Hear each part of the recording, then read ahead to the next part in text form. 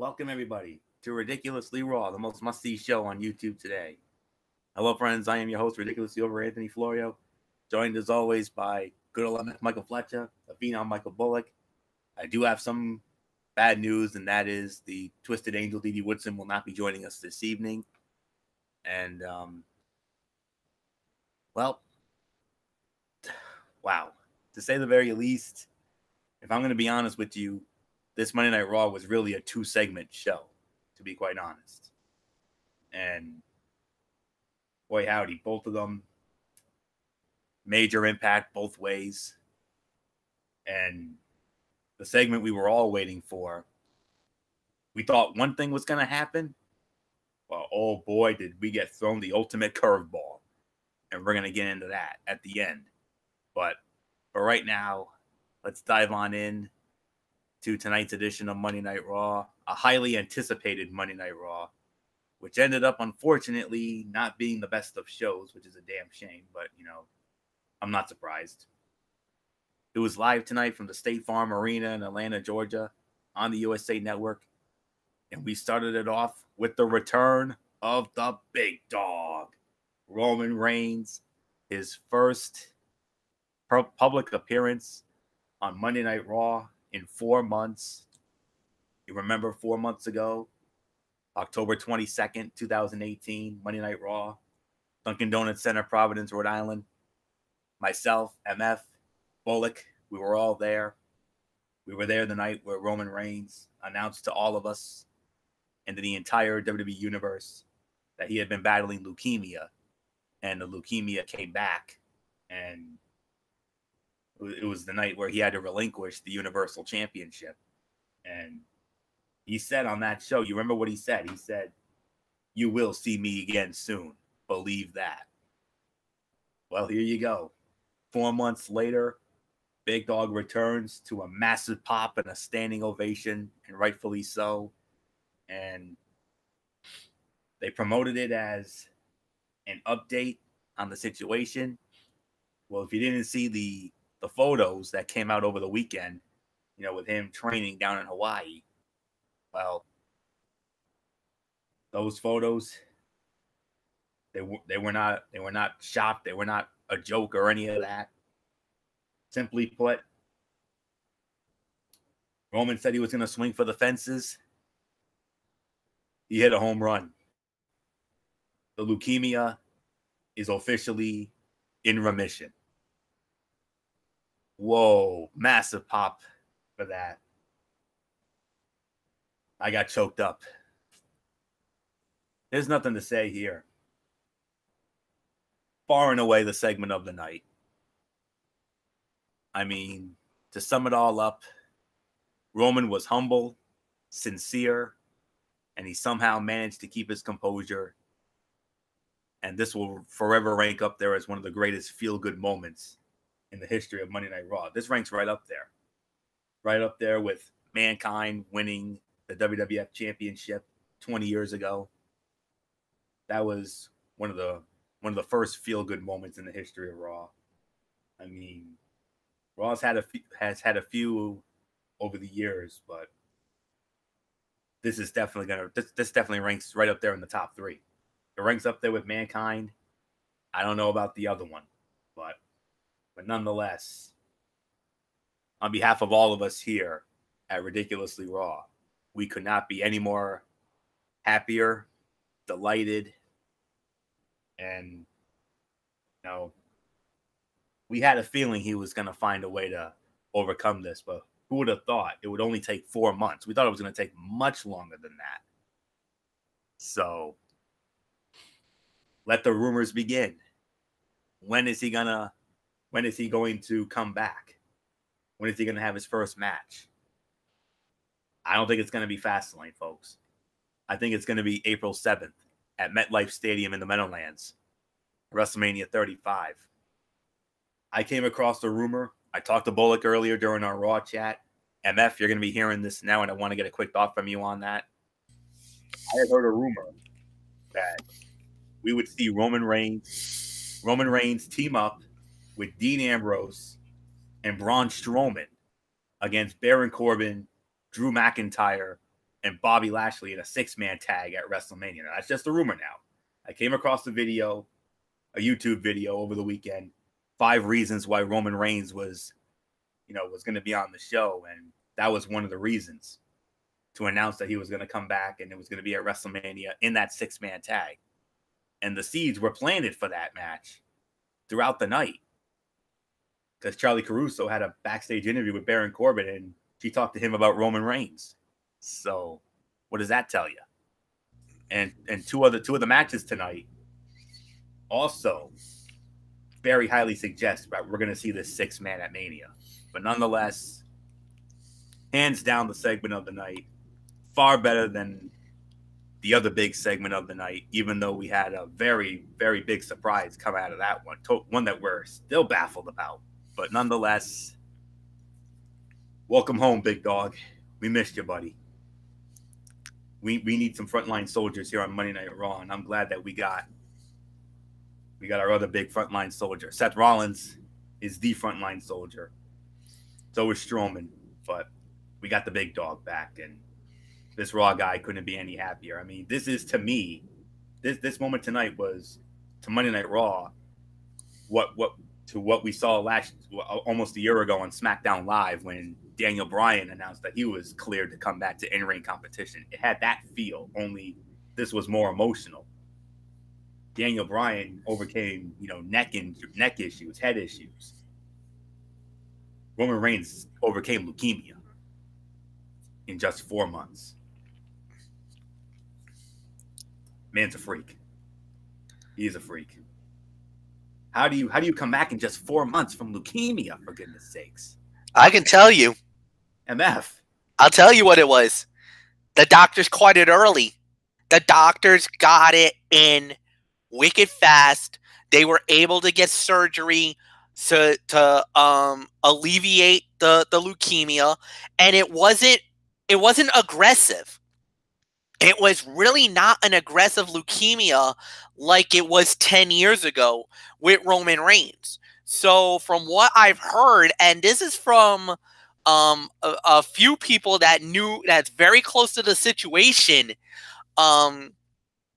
they had the best medicine, they had the best doctors, and on top of that, this leukemia was not aggressive at all. They were able to get it early. They were able to spot it early. So it was really in the early stages. If this would have spreaded, if this would have gotten worse, then because of the fact that in leukemia, there's 3 stages you got to go through. All 3 stages would have sidelined Roman Reigns for 2 full years. They caught it so early that they only had to go just through stage 1, not stage 3. That was a beneficial help, and through the grace of God and through some great medicine, modern medicine, ladies and gentlemen, they were able to combat it, able to bring it in, and was able to save Roman Reigns from what was undoubtedly was a very scary situation.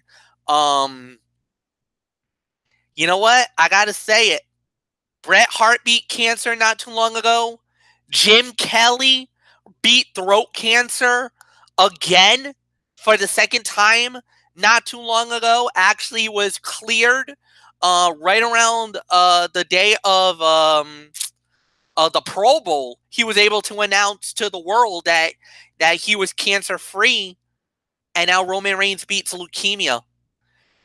Medicine and just a lot of great timing of certain things, and that's as good as you can gotten.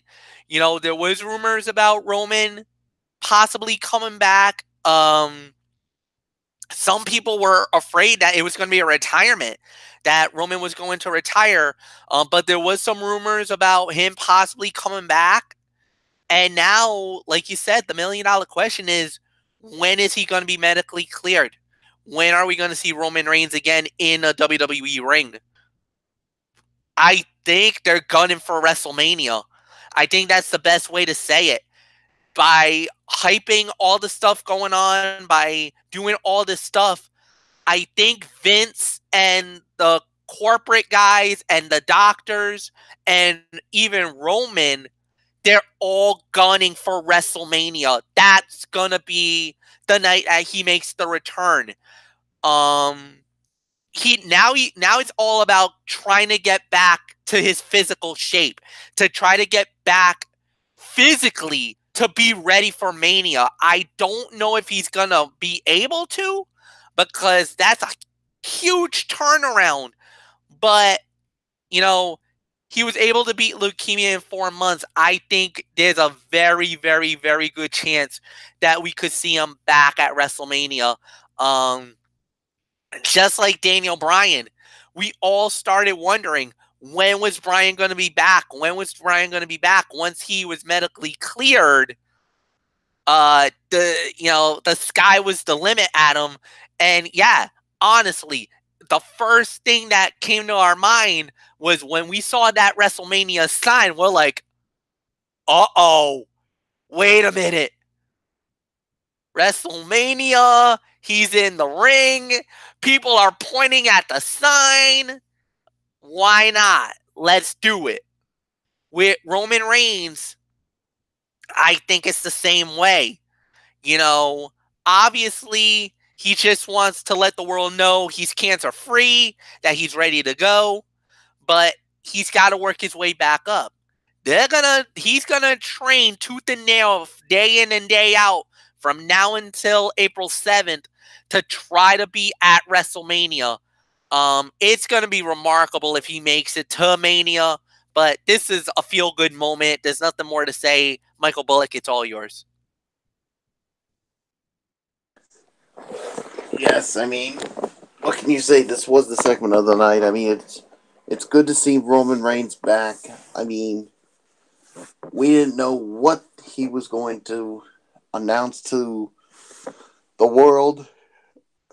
He got a big standing ovation as he was coming to the ring, and he took an opportunity to just thank the fans, thank everybody for all their love and support. And talking about, there was times he was thinking that he was going to be scared, that he was scared about sharing this story, and how the three of us were there when he made that announcement. And for him to now say that his leukemia is now in remission, that's just awesome news. I mean, and that now we could say the big dog is back, and now the question is, when is he going to be cleared to wrestle again? I think it's definitely got to be WrestleMania, but like you said, he's got to be, like, he's going to have to go through a lot of things to be cleared, but I think he'll be ready and set for WrestleMania. So, yeah, segment of the night. Welcome back, Roman Reigns. It's good to have you back here on Monday Night Raw. So, nothing more to say. Florio, let's move on. It's tough to move on from an emotional moment like that. A moment that I think was even more emotional than the one we saw in Providence 4 months ago, guys. So, man, that crowd. And of course, who was the first one to greet him? Seth Rollins. His fellow brother. Yes. The frontline soldiers of Monday Night Raw. Right there. Love those guys. Anywho, like I said, this was a 2-segment show, and unfortunately, we're going to have quite a few cutouts this evening. I never thought this match would be one of them. You would think this would be a much better match than considering the talent involved here. Raw Tag Team Champions, The Revival, squaring off against Aleister Black and Ricochet. You would think a match like that would be epic. Black and Ricochet won the match in 2 minutes, folks. Yeah, okay. So the new Raw Tag Champions lost constantly before they won the titles. And now, after winning the titles, they've lost their first 2 TV matches. I get it. They're vulnerable. They're vulnerable champions. But, it is what it is. Black and Ricochet work well together. It's very interesting because, Aleister Black, the dark loner character.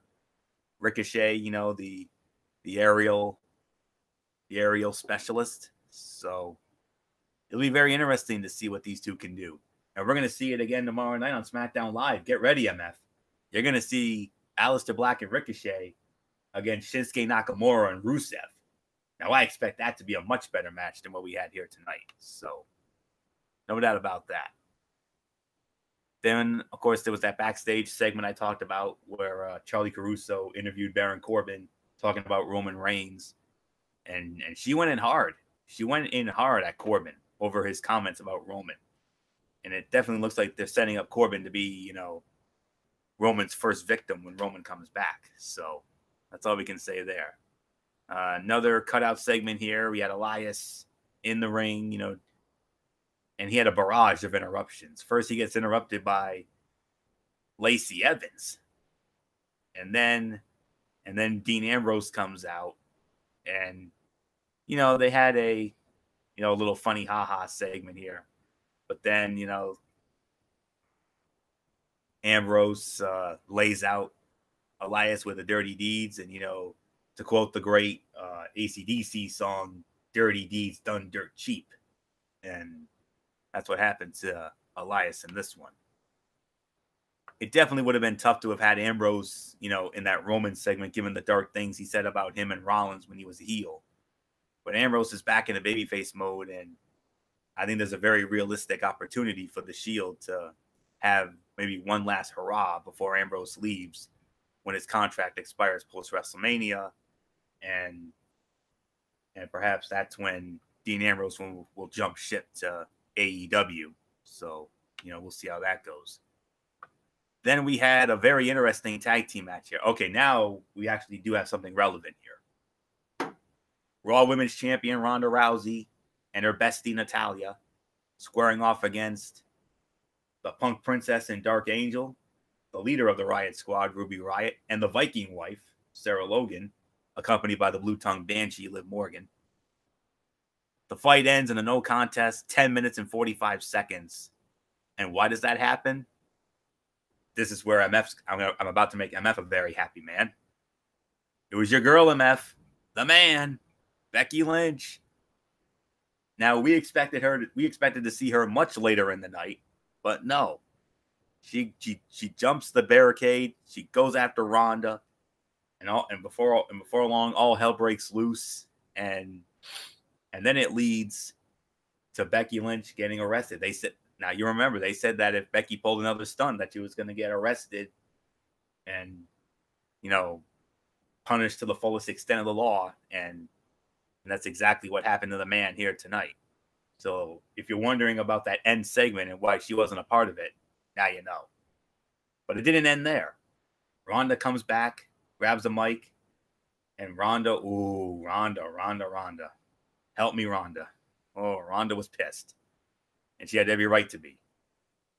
She called out Vince McMahon. She wanted Vince McMahon to come out and overrule and, lift Becky's suspension, add her to the Mania bout. Well, we had a McMahon come out, but it wasn't the boss. It was the $1 billion princess and the commissioner of Monday Night Raw, Stephanie McMahon.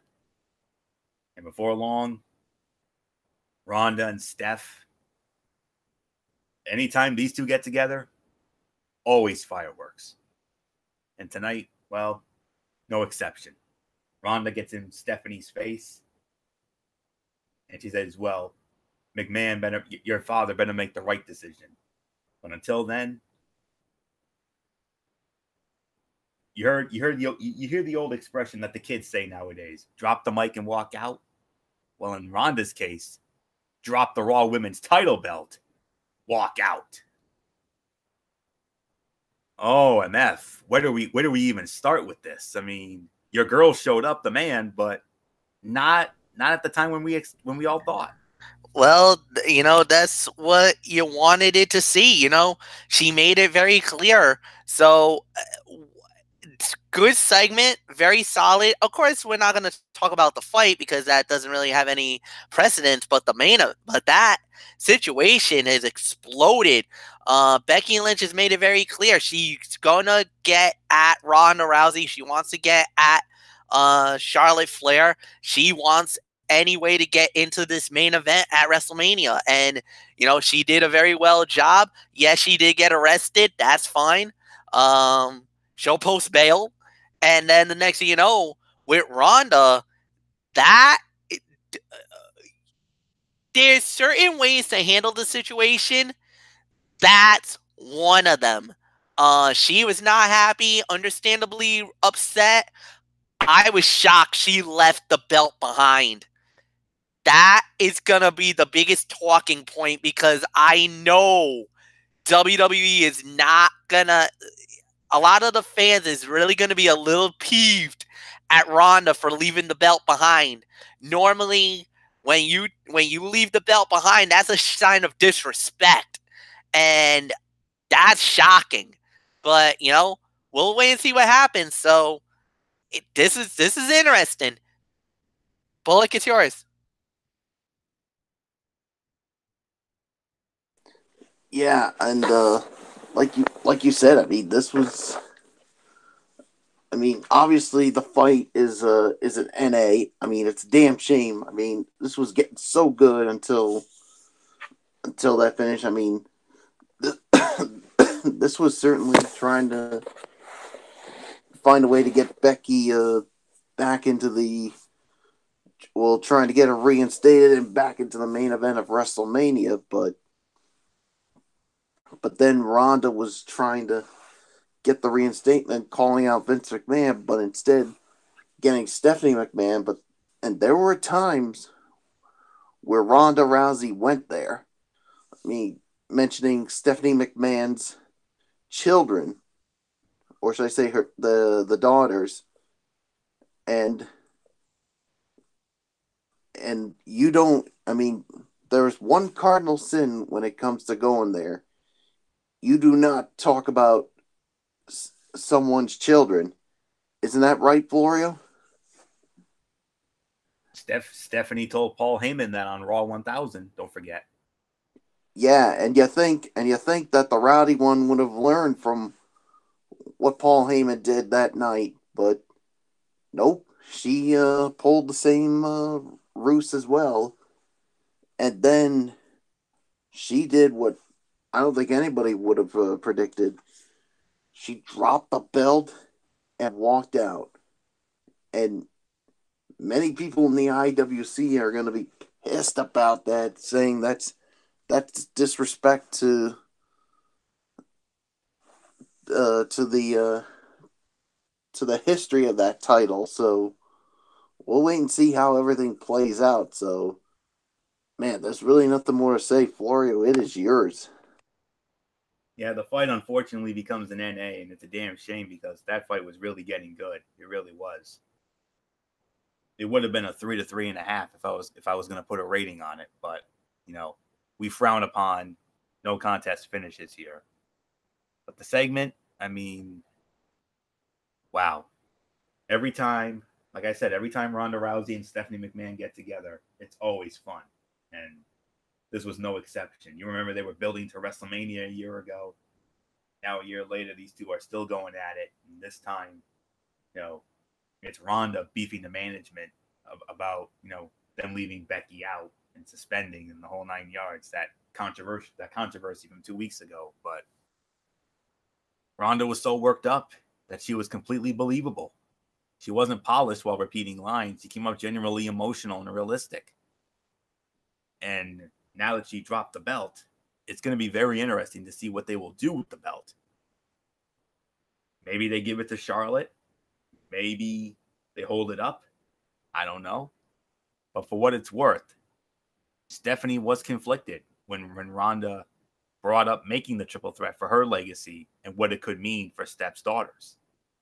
That's where Bullock was going for. So, but nonetheless, I would say maybe third best segment of the night, even though it was really good. So, nothing to say here. And now we go back to cutouts here. Jinder Mahal, doing his nonsense, Shanti nonsense. And then he goes up. I don't know if he issued an open challenge or what the story was, but it was interrupted by he ended up going up against the Hall of Famer, Kurt Angle. Kurt Angle beats him in 3 minutes. It was nice to see Kurt get a singles win here.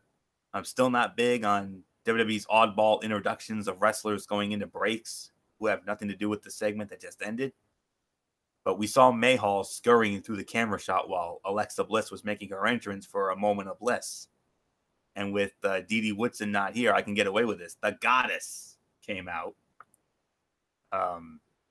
for a moment of bliss, and her guest was the brand new Intercontinental Heavyweight Champion, the extraordinary man who can do extraordinary things, Finn Balor. And well, it looked like we had some more flirting here. It looked like Alexa Bliss was a little enthralled. Well, I should say very much enthralled with Finn Balor's abdominal region, and rightfully so. The man is fit, let me tell you. And it looked like it was going to get really sexy, but then Lio Rush interrupts, and Corey Graves throws a hissy fit. And he was trying to, go after, trying to hype up Bobby Lashley again. And then Finn Balor basically goads him into an Intercontinental title match. So here you go. Finn Balor, Lio Rush, Intercontinental Heavyweight Championship on the line. Winner of the match. Unfortunately, I do not have a time of the fall. I'm sorry. Finn Balor wins it. He remains the Intercontinental Heavyweight Champion. So Bullock, unfortunately, I don't have a time of the fall here, so we're going to have to wing the rating here. But I think during our Raw chat, didn't we say like 2.5 to 3, I think? Yeah, we did. I'll give it about... I'll give it 2.5 for the effort here. I mean, going into this, I really thought this was going to be a snoozer match here, but I thought Lio Rush looked good in this match here. So yeah, definitely some credit goes out to him. So Finn Balor is still your Intercontinental Champion. So I really got nothing more to say. Florio, I give it to you. 2.5 to 3, like I said, I would probably call this the sleeper fight of the night. It was a well-worked match. The only downside is that Lio Rush has been positioned as a joke in the ring on Raw, so it was kind of awkward to see him have a competitive match with Finn Balor, even though Finn had a storyline knee injury. But nonetheless, it was a hard-fought match. They made Lio Rush look solid in defeat, and there were even like 2 or 3 hope spots for Lio Rush where he could have actually stolen the thing. And if he had stolen the thing, oh boy, could you imagine if BD Woodson had been going on and on about the little idiot? But nonetheless, Finn Balor wins. So I still think it's good. I don't know. I don't know who he's going to fight. I still think we'll see him and Lashley, maybe at WrestleMania. Maybe at Fastlane, perhaps. Especially after that rumor I dropped about the 6-man with Roman, Ambrose, and Strowman against Corbin, McIntyre, and Lashley. Who knows? Maybe they make it an 8-man. Maybe they add Balor to that with Elias. You never know, but we'll see. So nothing more to say here. 2.5 to 3, sleeper fight of the night. How about it, MF? 2 3/4 to 3 is my rating for the match. It was a really good match. Very impressive to say the very least. It was good for what it was worth, but I gotta say, man, okay, memo to Finn Balor. Probably wasn't trying to flirt with Alexa because Alexa is a stunning beauty, but one problem.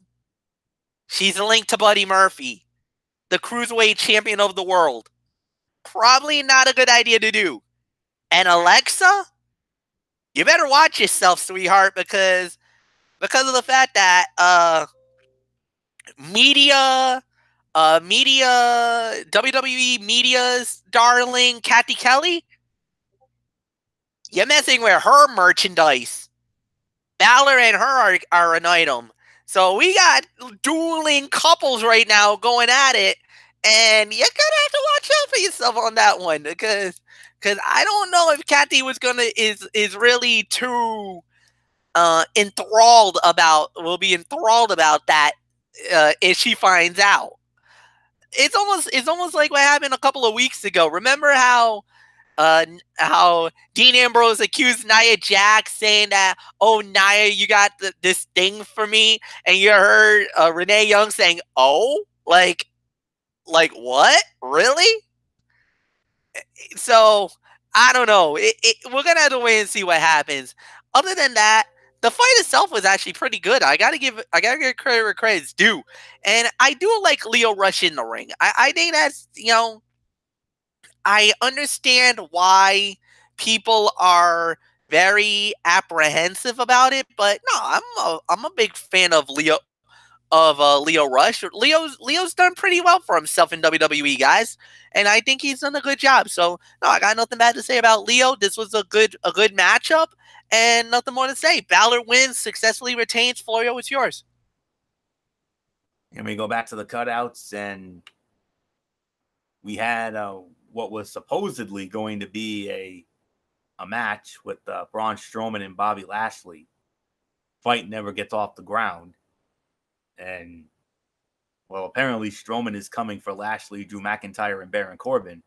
But when he had the chance to have a match with Lashley or just destroy him after he knocked him down, he apparently decided that barking at him and walking away was good enough for this week. Yeah, no. Okay. And then no disqualification match. Drew McIntyre against Dean Ambrose. Drew McIntyre wins the match 9 minutes and 20 seconds because of Elias. Elias was the difference maker. Another 2.5 to 3 star match. I mean, this was a good physical match between Ambrose and McIntyre. It was hard to shake the feeling that it didn't matter because both guys have just been spinning their wheels lately. But they did a good job. And, the post-match was well done with Roman Reigns and Seth Rollins standing tall and then leaving fans to ponder a possible Shield reunion. Nothing really more to say on that. So, far and away better than last week. I mean, McIntyre squashed him in like 2 minutes. This time we get a more competitive match. It was a be a man fight, right up MF's alley. I know how much MF loves his smash mouth physical matches, and MF, as I give it to you, I mean, right up your alley, man. You like these no disqualification, hard hitting, smash mouth physical fights? Be a man fight. Here you go, buddy. This was right up there for you. So McIntyre wins it. But how about the post match, MF? Roman Reigns, Seth Rollins come out. I smell a last hurrah for the Shield. Yeah, I think it's gonna be a last hurrah for the Shield. No doubt about it. With all the rumors going on, with everything going on in wrestling, especially with the future of what could be for. It's gonna be interesting to watch. It's gonna be very interesting to see. But I'll say this: I had a lot of fun with it. This was a strong segment. Definitely one of my personal favorites of regardless of what you feel about Roman Reigns or the Shield, they are amazing. There's nothing more to say about it. I got nothing more. I got nothing more to say. So yeah, Michael Bullock, it's yours.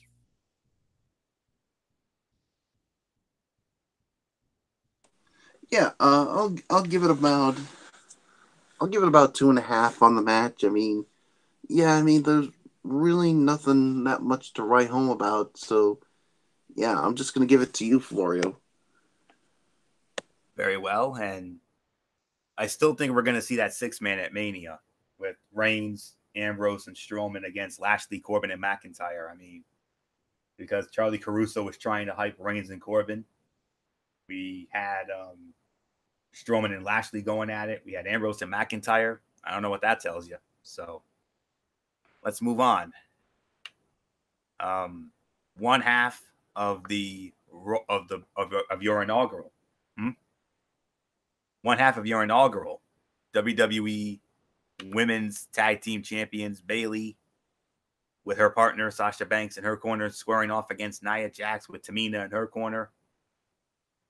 Bayley actually gets the win in 9 minutes. NMF, they announced that at Fastlane, Bayley and Sasha will have their first title defense against Nia, Jax, and Tamina. Oh, Bayley and Sasha, MF. Oh, good luck, Bayley and Sasha. You're going to need it come Cleveland on March 10th. Yeah, that's a tough title defense. Nia Jax and Tamina, the first team to get the opportunity at the brand new women's tag team titles. Man, that's a tall order for Bayley and Sasha. But this is what they got to do now. Try to defend the title, successfully defend it. And then who knows that maybe SmackDown gets the next shot, maybe NXT gets the next shot, or if Derek Ferreira has it his way, you heard what he was talking about, that his rumor about possibly it being Lita and Trish at WrestleMania. So I don't know. We'll have to wait and see what happens. But they got definitely a tall order to deal with to defend their titles for the first time out. Like I said, Sasha and Bayley is going to have their work cut out for them. So nothing more to say. Michael Bullock, it's yours.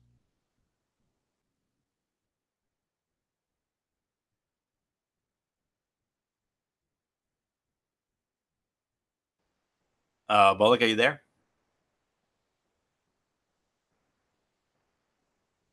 I think we might have lost him. I'm right here. Okay. All right. Bayley and Nia. I mean, your thoughts on that? What did you give it? MF didn't really give a rating. 9-minute match. Yeah, I'll give it about maybe 1.5. I mean, it really was a little slow at times, so yeah, there's nothing more for me to say. I'm just gonna give it to you, Florio. 2 stars for the effort. I mean, I guess they protected Nia at the Chamber by having her down and out, while 4 women pinned Tamina, only to turn around and have her lose clean to Bayley going into this title match. That's weird. So, yeah, I mean, I would have edited this match out because of the fact that we had the big segment here, and well, here we go. This is the big moment here. So, the Ric Flair 70th birthday celebration, and you saw the birthday cake in there. You saw this beautiful custom-made championship belt, and they did another top-notch video package. Well done, as usual. And then we had some guests. Oh, we had some very, very special guests. Legends and Hall of Famers. How about the Heartbreak Kid, Shawn Michaels? Do we even need to get into WrestleMania 24? The 5-star classic. I'm sorry, I love you. How about Ric Flair, perhaps Ric Flair's greatest rival, Ricky the Dragon Steamboat? And if you saw the video of the surprise party that they had for Ric Flair this past Friday night, first man to greet him was Ricky the Dragon Steamboat. So it was, it's always so fun to see the Dragon out there. And then we had Kurt Angle with a second appearance tonight. And how about this? They brought in the Stinger. Sting. Another great Flair adversary over the years. And then they were ready to bring out the man of the hour. But wait a minute. Where is he? Now, you would think that this was where we were going to see Becky Lynch. No. WWE throws us the ultimate curveball of unpredictability. We did not see this coming. Dave Batista. Yes, you heard me right. The Animal. Batista. Barges into Ric Flair's dressing room, beats the snot out of him, and he had a question for Triple H. Hunter, do I have your attention now? Michael Bullock, there's nothing left to say. Batista, Triple H, WrestleMania 35. Book it. Yes, you can book it. I mean, wow. I mean,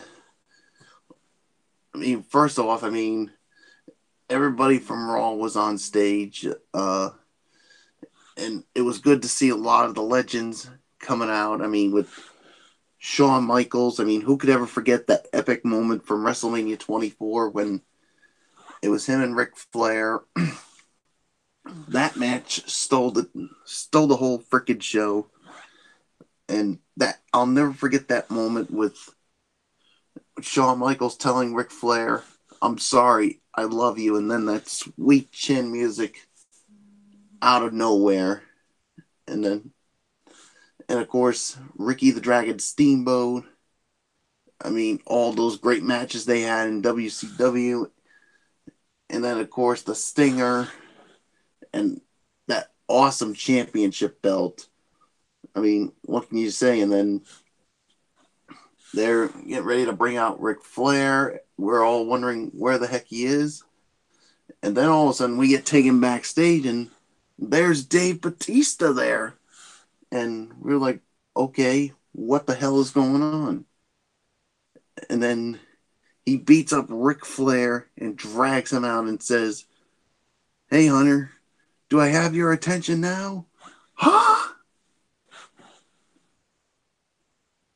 If that doesn't scream Batista Triple H at WrestleMania, I don't know what will. Book it. It's going to go down. I mean, there's really nothing more that needs to be said. I mean, the second best segment of the night and a crazy way to end Monday Night Raw. Florio, I guess we could say Bootista is back. Deal with it. That's all we can say on that. So, if you're going to bring up Bautista, we obviously got to deal with it. So yeah, and if you don't like what he did to Ric Flair, deal with it. Deal with it indeed. Well, this all goes back to SmackDown 1000. Let's not forget SmackDown 1000, the Evolution reunion. Batista, poked fun at Triple H saying, "Well, you never beat me." That is true. But that changes at WrestleMania 35 because my early I know the match is not official, but it's going to be. And when they do make it official, I fully expect Hunter to finally get one on his former partner. But oh my goodness, wow. We didn't get the big jailbreak for Becky. We never even saw Charlotte. Charlotte wasn't even on the show. That was very unexpected. Now, I guess apparently word leaked that Batista was backstage. I didn't even hear that. All that was news to me. I don't think people were expecting that angle or for Batista to come up as the heel. I'm definitely all for Triple H playing a babyface authority figure role.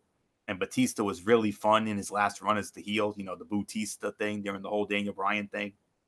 So I'm all for it if this is the direction that they're going to go with it. I know there's going to be some disappointed Flair fans out there, but I love the way that they drew the people in with his birthday celebration, and they paid it off with Batista ruining everything to get to Hunter. The only negative is that, the Raw roster was on stage looking like goofs for just standing there rather than going backstage to check on Rick. But the highlight of the night, regardless of Hunter's odd line about everything paling in comparison to Flair's birthday, was the return of Roman Reigns. They built this up as a big show and they delivered with the big advertised segments, but it was not, not the best overall show as we had mass cutouts, unfortunately. And we didn't really have a standout fight of the night either. So, like I said, this was a 2-segment show. And both segments, boy howdy, both delivered. Roman with that emotional promo, and then this, one of our biggest pet peeves is, when it comes to WWE was always predictability. Well, we've always been whining and crying about, when are they going to give us something unpredictable? Well, we saw it at the Elimination Chamber, didn't we? When the Usos won the SmackDown Tag Team Championships and Finn Balor won the Intercontinental Heavyweight Championship. None of us saw that coming. So, and now look what they're doing here. They bring in Dave Bautista. I mean, we knew this thing was not gonna go off without a hitch, but the whole time we all thought for sure. Every one of us and our mothers thought this was gonna be Becky Lynch's moment. No, it was Dave Bautista. So, what a curveball. So, there's one small part of me that's a little disappointed because I really wanted to see Becky in this moment. And I really wanted to see Charlotte. I was really hoping that this thing would have been, they would have given this a good amount of time, but, it only got about like 10 to 15 minutes. And this is one night I was really kind of hoping they would have brought back the overrun, so we could have kept this thing going. But, it is what it is. So they probably might have done a special dark segment after the show. They probably might have done a special moment, maybe. I don't know. So, but nonetheless, second best segment of the night. Great curveball with Batista. So it looks like they're going to have Batista as the heel and Triple H as the babyface. And I think that is the right way to go, especially if you want to, let Hunter finally get one up on Batista, because he's never beaten him before. 3 times in 2005, WrestleMania 21, when he lost the title to Batista, the World Heavyweight title, that is. And then 2 rematches, including Hell in a Cell. It was all Batista, 3 for 3. So I think that changes come Mania. I think Triple H will finally get what he's been wanting to do. He'll finally get that elusive win over Batista. So nothing more to say. MF, I mean, every one of us and our mothers thought this was going to be where Becky was going to raise hell, but Dave Bautista? Wow. Batista and Hunter. I think we can book it for Mania. Well, the question was Hunter going to be cleared to go for Mania because of the fact that, Hunter suffered a nasty injury during the Crown Jewel event in Jeddah, Saudi Arabia. And a lot of people were a little concerned that Hunter was not going to be able to make it for Mania. Well, it looks like now they're starting to create that storyline, and it kind of started at SmackDown 1000. Anthony alluded to it, the infamous Evolution return, and now it's become full circle. Batista took out his own best friend, Ric Flair, one of the nicest guys and one of the guys that he actually had respect and reveres so much, and he took him out right before our very eyes. And yeah, initially we all thought, "Oh, this is Becky, but none of us saw this coming. Wow. And yeah, like you said, do I have your attention now, Hunter? Well, game on, my friend. Game on, Batista. You wanted him. You got him. There's certain things you do in life that, you can do. Throw the guy's name under the carpet like you did at SmackDown 1000. All right, I could live with that. I know Hunter could live with that. That's nothing. His name's been through the mud so many times it's nothing. But you went after Ric Flair. Ric Flair is family to Triple H. That's his mentor, for heaven's sakes. That's the guy he looks up to than anything else. That is just as bad if you would have messed with Stephanie or his daughters. You did that. You got Triple H out of the boardroom, and He's no longer the promoter now. You're gonna get the Destroyer. You're gonna get the King of Kings. The Cerebral Assassin is coming after you, Dave. The immortal words of Double A Arn Anderson would say, be careful what you wish for, because you might just get it. Dave, you crossed the line, pal. And now, retribution is coming. You don't know when. You don't know where. You don't know how. I kind of got an idea that a certain something is gonna be added to the mix. Something I like to call Uncle Sledgy, if you want to know what I mean. Great way to end Monday Night Raw. I got nothing more to add. Mike Bullock is... And Fletch, I think we have 2 words for Dave Batista after this since he got Triple H's attention. You want to know what those 2 words are? Go ahead. Game over. We'll see. It's going to be game over for you, Dave Batista, because you crossed the line.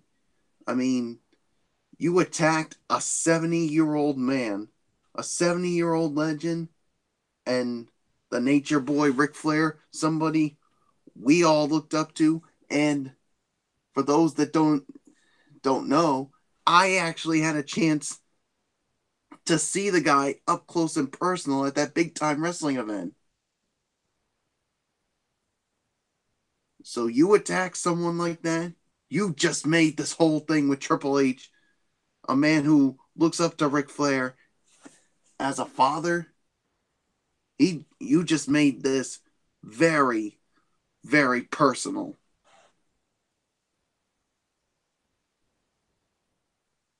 Be careful what you wish for, Dave Batista, because you're not getting the creator. You're getting the Destroyer. You're getting the King of Kings. You're getting the Cerebral Assassin. And yes, the sledgehammer is going to come about. Game on, Batista. Okay. So, overall thoughts on this? Well, I was expecting a really good show tonight, considering how anticipated it was with those 2 big segments. And both of them are great. Don't get me wrong, but way too many cutouts here. I mean, I can only give this about 5 to 5.5. The 2 segments really saved the show tonight. I mean, Roman, that emotional segment, that was one save, and then the other was, the Flair birthday celebration with the ultimate curveball and Dave Batista. We were all thinking it was gonna be Becky, but no, it was Batista. So great curveball there. And then you had another fun and intense segment with Ronda Rousey and Stephanie McMahon. I mean, that was a plus for me as well. You also had a solid women's tag match, which unfortunately got thrown out. And then you had you had a couple of other solid matches. Finn Balor and Lio Rush, solid fight there. Bayley and Nia, yeah, okay. And Ambrose and Drew, that's the one I was thinking of. Dean Ambrose and Drew McIntyre. Maybe I should bump it up a little bit. Maybe I should go like 5.5 to 6. I think that's probably the best way to go, because we did have some solid matches. None of them really screamed fight of the night, though. I mean, that's the only downside. We had a few solid matches. Ronda and Stephanie, a great segment, but to me, it was all about the 2 big segments, the Flair birthday, but really Roman Reigns far and away the highlight here tonight. So Not the home run I was hoping for overall, but you know, not the best, but not really the worst either. Even though we did have like 5 or 6 cutouts tonight, so 5.5 to 6. I think that's the best I can go. If I rated it too high, so be it. So MF, your thoughts on this very interesting Monday Night Raw tonight?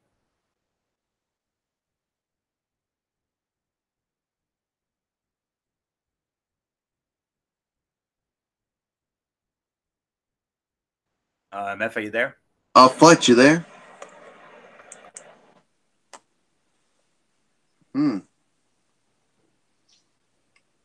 I gave it 5.5 to 6. How about you, Bullock? All right, I'll take it first spin. Yeah, I'll give it about 5 to 5.5. I mean, it was interesting, but also it was also disappointing because we were expecting something real big, but no, I mean, we had way too many matches, so yeah, I mean, it is what it is. So yeah, 5 to 5.5 for me. So Fletch, I mean, if you're there, I mean, give us your thoughts on it. 5 out of 10, no doubt about it. I think you guys pretty much said everything that I was thinking, so I'm not gonna add anything more than that. So yeah, Anthony, it's yours. All right, quick Tony's take here. We started it off with 205 Live with Humberto Carrillo against TJP, which ended up being TJP's last match in WWE because TJP was released on what I call Black Friday, along with Hideo Itami and Ty Dillinger, and Arn Anderson. But Carrillo won the match 10 minutes, 21 seconds. That was a 3 1/4 star match. Arya Daivari in a squash match against some guy named Johnny Lyons, minute 24, no rating there. Great main event here. Cedric Alexander against Mike Kanellis. Cedric Alexander wins the match, 17 minutes, 36 seconds. Solid 4-star match. Very well done. So it was another 8 out of 10 for 205 Live. They continue to deliver in spades each and every week, and all I can say on that. So well done, guys. Well done. So now we get into Impact Wrestling. Excuse me 1 minute. Yeah. What a show this turned out to be. In Las Vegas. And let's dive right on in. Okay, pull this up. Then we had an in-ring segment. Johnny Impact, and interrupted by Moose and Killer Cross, and all hell breaks loose after that. So it led into a match with Moose and Killer Cross. It ended up being a no contest. Then we had backstage stuff, and then Desi Hit Squad against the Rascals. Rascals win the match. Eddie Edwards against Eli Drake. Eddie Edwards wins the match there. Then we had Alicia Edwards against Delilah Doom. No contest because of interference by Tessa Blanchard. And then the main event, the return match for the World Tag Team Championship. Lucha Brothers defending against LAX. Lucha Brothers win the match, retain the titles. But you would think we were going to have another good sportsmanship moment. Oh no. LAX turns heel. They attack the Luchas and they take their masks off.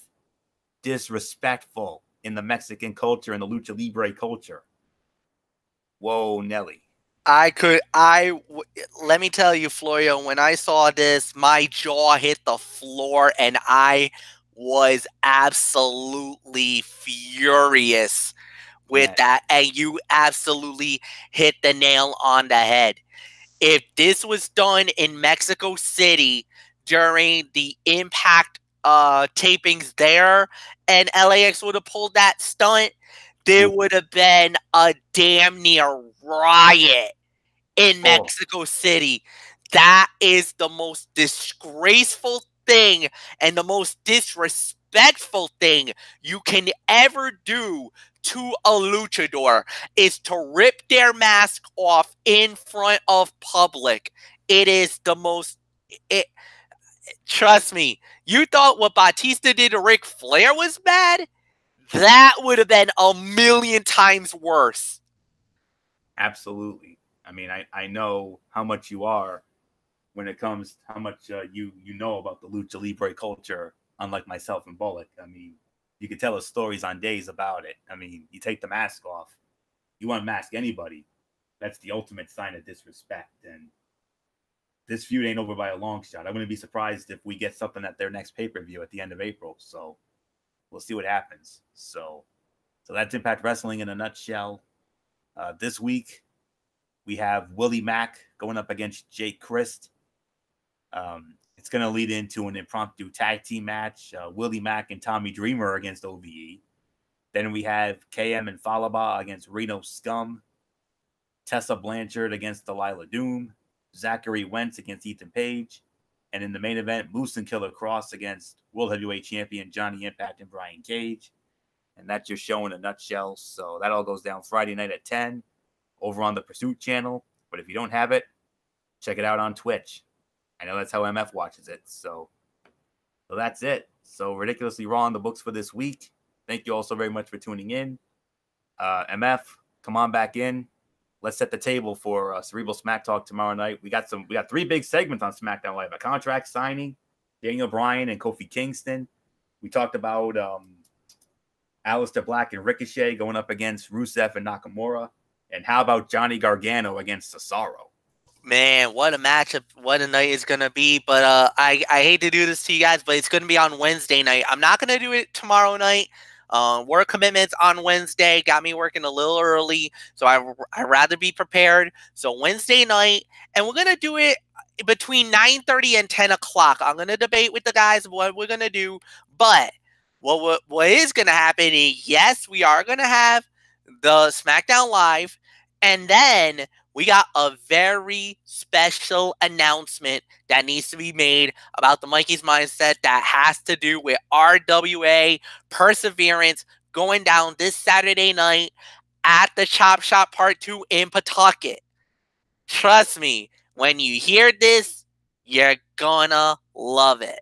Nothing more to say, Anthony Florio. Like I said, either 9:30 or 10 o'clock on Wednesday night. All right. Definitely looking forward to that. So before we wrap up, I will quickly set the table for Friday Strictly Sports. Derek has released the docket, and it is as follows. Manny Machado signing with the San Diego Padres. Unfortunately, we do have to address the Robert Kraft situation. I'm not at all surprised it was going to come up. And believe it or not, we're going to have not one, but 2 power rankings on this show. College basketball power rankings. This will be an experiment for future Strictly Sports episodes. And we will have our traditional NHL power rankings. So that all goes down on Friday night. So until Wednesday night I'm leaning more towards 10 MF because I don't know about 9:30. I mean, you never know my Bible study at my church. So all right, fine. 10 is fine with me. I'm good with that. All right, so we'll do it for 10 Wednesday night. But if I get home before 9:30, then we'll make it 9:30. But let's just pencil it in for 10 for now. So, all right. So until 10 o'clock Wednesday for the Cerebral Smack Talk with MF over on Brace Fan 95. To Ridiculously Over good brother Anthony Floyo here. For good old MF Michael Fletcher. For the Phenom Michael Bullock. And in spirit, the Twisted Angel Didi Woodson. And the Hardcore Pipe Bomb Derek Ferreira. DF from RI401. You know the routine, everybody. Thumbs up. Talk to you later. Yeah, throw it up Fortune 4 style. Bye for now, my friends. God bless. Be good to each other. Have a blessed couple of days. And until Wednesday night for the Cerebral Smack Talk, you've been watching Ridiculously Raw right here on the Tone 25 and YouTube.com. And remember, no matter what anyone tells you, and after what we saw tonight, whoa, wrestling is indeed actually real. For everybody who's been a part of this one, for now, Anthony Floyo, so long, and bye, everybody, bye.